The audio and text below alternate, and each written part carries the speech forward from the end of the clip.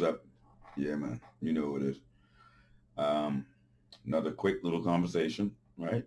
Just add some clarity to the narrative. Um, really nationally, internationally. As I said, we speak to these truisms and we make these assumptions in relation to defining who we are, where this world is, who they are, all these different things. We make these assumptions and we move forward as if they're true. And then we necessarily have faulty conclusions based on a faulty premise to begin with. So, again, I try my best to just highlight those things. And again, yeah, I've said it 1,000 times. Comment section is completely open.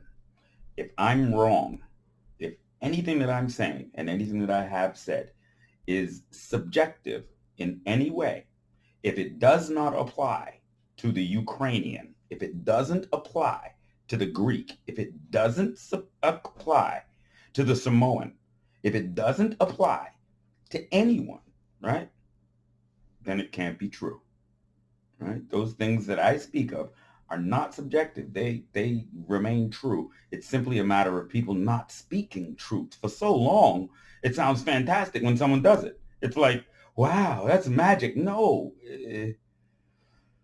So I'm going to do my best to try to just inject that, right? There needs to be verity in our conversations, in our definitions, in our planning, in all of those areas. There should be verity. There should be truth. Um, so in this case, this little conversation is very specific to one group, right? So the question in the conversational topic is, what is the American dream? What is the American dream, right? There's a lot of pieces to it, right? Initially, it was a promise to people in their lands, in their distant lands, in dire condition. And those people got the courage. They saw a beacon in the darkness that they inhabited. They saw a beacon in a far off land. And they mustered the courage to take their families on a voyage whose peril was certain, whose danger was certain, and without certainty at the other end. And they did this. They came from all over.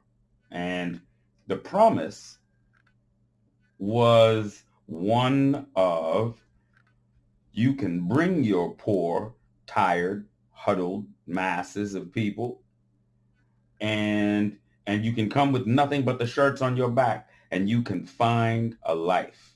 You can make a way. This went out to the entire world. In the entire world, most, again, the majority of the people, my guess is, were like, whoa, this is crazy. I don't believe it. I'm not taking my family all the way over there. And, I don't know nothing about that. We ain't heard no stories of nobody going over there and coming back. We ain't heard no stories of nobody chilling over there. None of that. I'm not going, right? So a lot of them people didn't go. And a lot of them mustered up the courage to go, right? And so they arrived on these shores, and again, a component of that dream was social mobility, the ability to change their station, right? To change their station and elevate in social stature.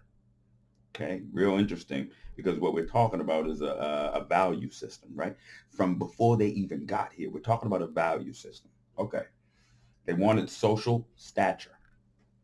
All right, so this brought them poor, tired, huddled masses with nothing but shirts on their backs, no skills to offer in this nation, no ability to farm in this nation, no knowledge of this continent or its properties, nothing to offer. And they came and they found accommodations when they arrived.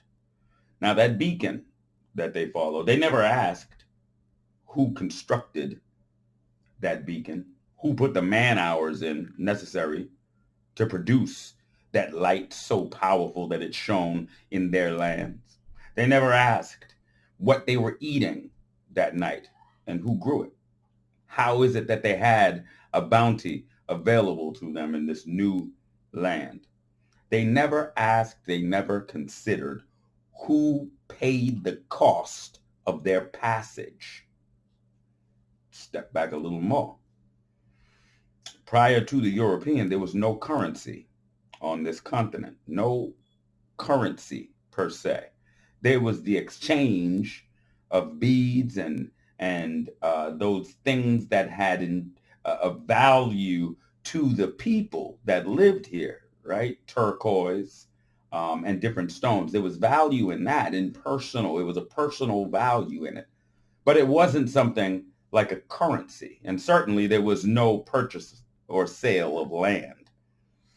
And so they came and they engaged in the trade that they found valuable, and they tricked them out of their land. Okay. So now they couldn't farm the North American continent. They were unable to. They couldn't. The seasons, they didn't understand it. Again, they had never been here. These were not really farming people, and they'd come from a different climate than what North America was. So in Jamestown in the 1600s, they were cannibalizing their children. Right. This is all documented fact. They were cannibalizing their children. They couldn't survive. The natives took pity on them and began to show them what to grow and how to grow and how to build root cellars and how to preserve their foods and these kinds of things. And so they couldn't farm and produce the amount of food that they needed. So they went and they got people from Africa, darker skinned people. The native on this continent just kept escaping. They knew the land better than they did. They couldn't force them to do that work. But so what they did was they went and got the people that didn't come from here, right? That couldn't run away and get to their people, right? They brought a foreign people here, okay? And they brought those people here to work. Now, what happened was the value of that human,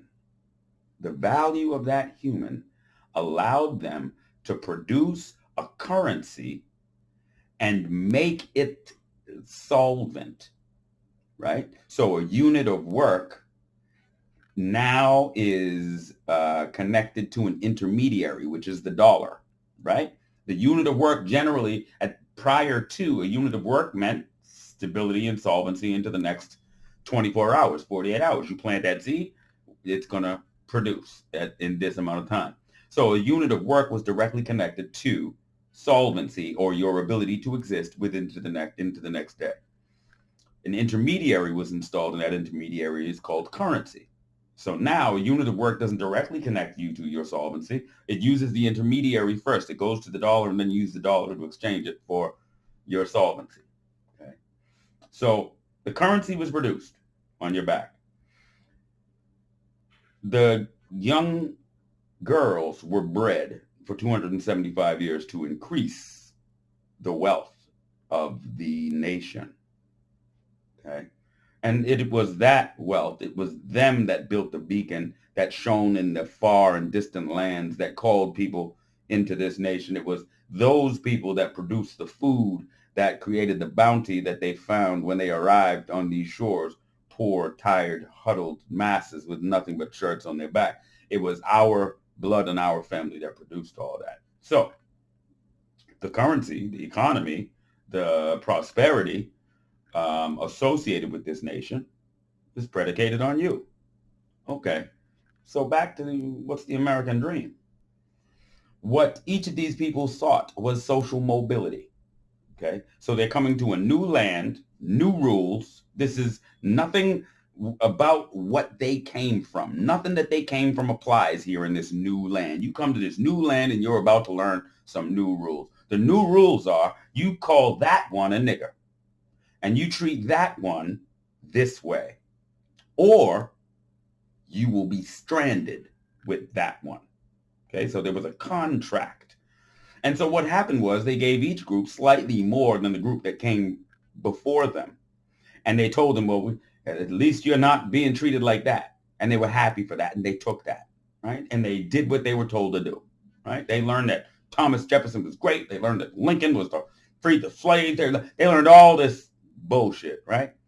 And and so each group came in and each group signed that contract, okay, one by one. Now,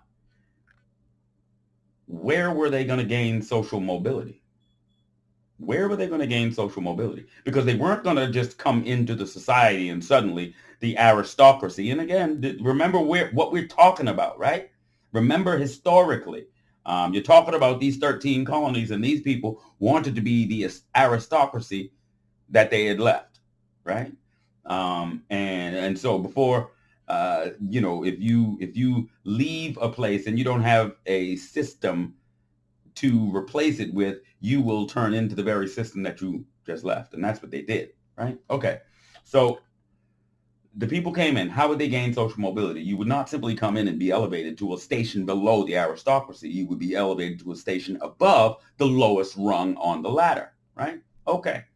So what each and every single people did was they used the rung below them as the means to attain social mobility. Each and every single group. Sal opened up a pizza shop. And Sal's pizza shop, Spike Lee worked there. But Sal didn't live there, right? Sal's son didn't know. Hey, they didn't feel them. But Sal's children are going to school based on the money generated in that community from the transgenerationally fixed asset. What you are is the American dream. You are the American dream. You're a transgenerationally fixed asset that can be traded over and over and over again. So they sold you. They traded you. They gave Sal, hey, come on. Did you watch that movie, Do the Right Thing? Right? They gave Sal protection at his store, right? They had patrols. Everybody knew Salvatore, right? Remember? And when it was time for him to go home, he had them sliding gates. Now tell me you don't see that today. The Chinese in your neighborhood, the Arab in your neighborhood. Let me ask you something. The Indians, some of these people that you see right now today in these stores can't speak English. Can't even speak English. So how business savvy do you think a person is that they had never even been to America, had never done a prospectus, a profit loss. They never surveyed the site where the store was. They never performed an analysis as it relates to the crime rate and the safety associated with that place. How could someone come from a place they've never been, open up a business, and it be successful? Day one, they ain't went to school, none of that, right? And they can come into your community, open up their business, and be successful. Can't even speak English, right? How did that happen? You've been sold. You have been sold. You are a commodity. You are a traded asset. Over and over again, it's traded. And each group that has come in has used that asset as a means of attaining their social mobility. So their children are going to university based on the dollars that they're fleecing from your community. They don't live where you live. Their houses don't look like, they own their houses. They can't be evicted, right? They can't be evicted from where they live. They own their houses. And the police, when the police creed that says we're here to serve and protect, they're the ones they're talking about serving and protecting, the owners of the properties, not the people, right? Serve and protect is not the people, it's the properties. So they don't live where you live. They don't have to eat what you have to eat. They don't have to live a life the way that you do. They're going on vacation every year. They're retiring young. They're passing on businesses to their children. They're doing things that you can't, and you get evicted from this place, move to that one. Get evicted from that place, go to that one. Now we're repping this block, now we're repping that one. Now we're wearing this color, now we're wearing that one. Transgenerational renters. Project Naomi. It was one of the CIA's projects. Everyone's familiar with MK Ultra. Project Naomi was Negroes are only momentary individuals. Negroes are only momentary individuals. We're transgenerational renters in another man's hell. You're the American dream. Again, under 15, I did it again. Peace.